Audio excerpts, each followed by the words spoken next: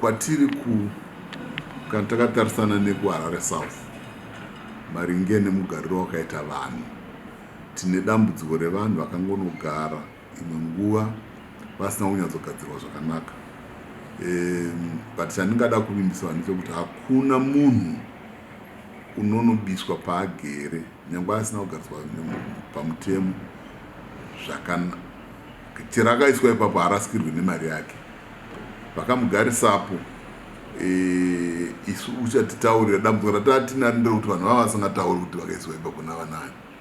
Padiye zvino vanofanirwa kuchitaura kuti vakaiswapo sei navanani.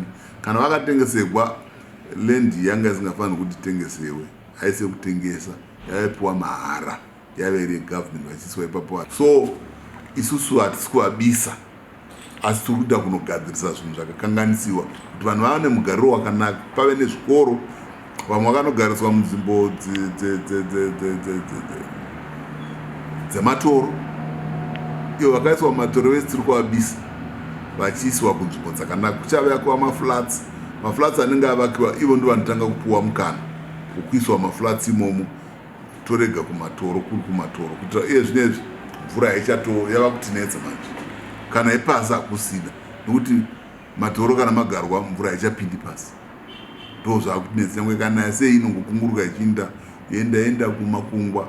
Ndezvino mukatarisa makungwa akuzarisa kumusoro uko, nyika dzakutonyura nekuda kwemaitiro iwaya. So ini ndodaira kuti zvatiri kuita hatina munhu watinenge takanangana kuti munhu wedu vagozotambura varashikirwa neupfumi hwavo hwavakatorerwa vachiti vakatenga mba vozoguma vasina imba. Toda kuti vapuwe mapepa, vapuwe matitle deeds, but zvine maprocesses katinoteverera yokuti vanhu vanogara pasi, makavaka here zvakanaka, pamugere panobvumidziwa, vagere muzvikoro, vagere mumakreshi, vagere munzvimbo dzokunamatira, ivo vose vachabisiwa votsvagirwa pavanesa.